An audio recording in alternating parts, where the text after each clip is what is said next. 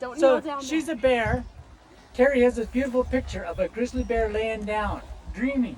And he's dreaming of a big red salmon is right here. And the caption is, whose dream is this? Is the bear dreaming about the salmon? Is the salmon dreaming about the bear? And then he has little droplets all over. And I say, yeah, as a fisheries scientist, the salmon is the most important.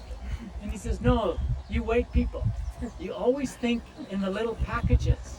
He goes, the bear eats the salmon, poops it out, goes in the water, the nutrients raise the baby salmon, the salmon come back. It's one thing.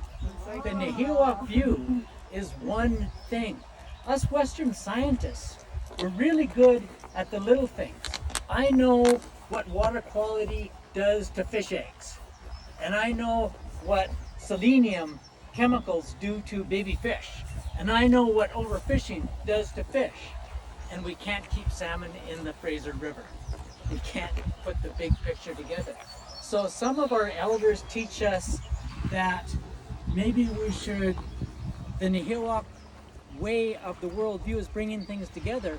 I view it not as, let's try to integrate Western science with the Cree worldview.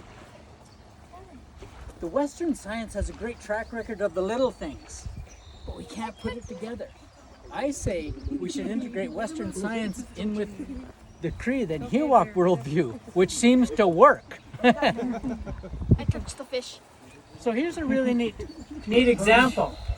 Oh. So 30 years ago, Pigeon Lake had all the predator fish were gone. Too much overfishing. The walleye were gone, the northern pike were gone, there's lots of whitefish. So here's what happens is, you get lots of, the predator fish are gone.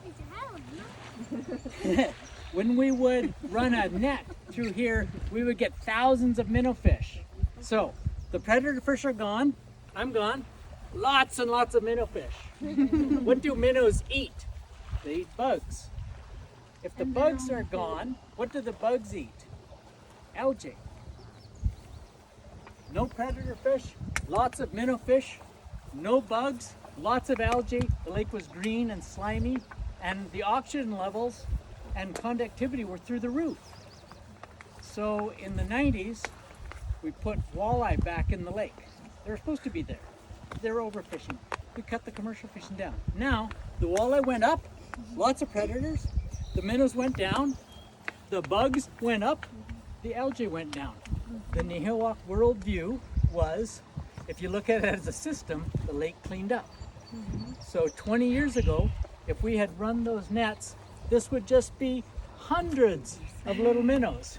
Today, we ran the net and we got one minnow, two baby walleye, one burbot.